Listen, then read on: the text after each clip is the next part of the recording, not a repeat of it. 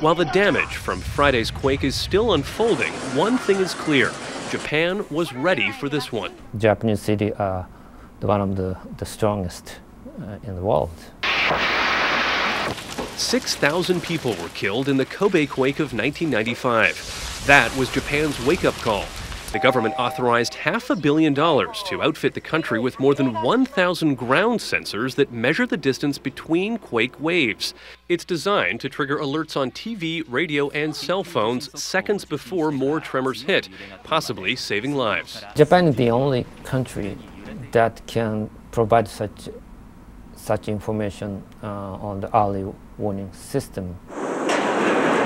Japan pours $100 million annually into earthquake research and preparedness. I think there's no dispute it's the world's best seismic network. Geographically, Japan is only 4% the size of the U.S., but its annual quake budget is about twice what it is here. Still, one project in the U.S. hopes understanding quakes will lead to early warnings. The idea is just like a black box on an airplane. It's not going to keep the airplane from falling out of the sky, but it does provide the aerospace industry and the safety experts to understand why that plane fell out of the sky. Those instruments were handed out to 1,200 volunteers in California to gather information about what happens when a quake hits. Earthquake prediction, nobody has reliably done that. It'd be more towards earthquake understanding.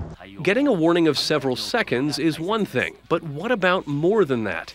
During a test at the Lawrence Berkeley lab last year, Ernie Major and his team were able to see specific changes in the ground hours before a small earthquake hit. Is it possible one day that these types of devices in the ground will lead to an early warning system? Possibly, who knows, maybe 10, 15 years from now, by understanding the physics of the process and watching it and saying, uh-oh, there's one coming. But at $5,000 apiece, these are the only instruments in the country right now.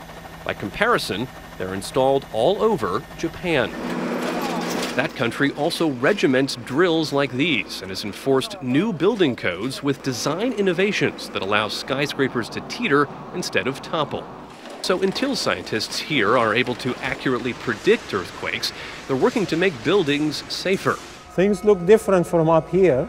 At the University of California, Berkeley, this is one of 15 labs in the U.S. testing everything from port stability to how much stress steel beams can handle to what happens inside a building. Any heavy content of the building, if not secured to the walls of the building, they will tend to be tossed around and cause injuries or worse. Exactly. But without significantly more funding, those types of tests remain in the lab, leaving millions of people vulnerable. It may be a hard lesson learned from the tragic images in Japan, which could have been even worse. Daniel Sieberg, CBS News, New York.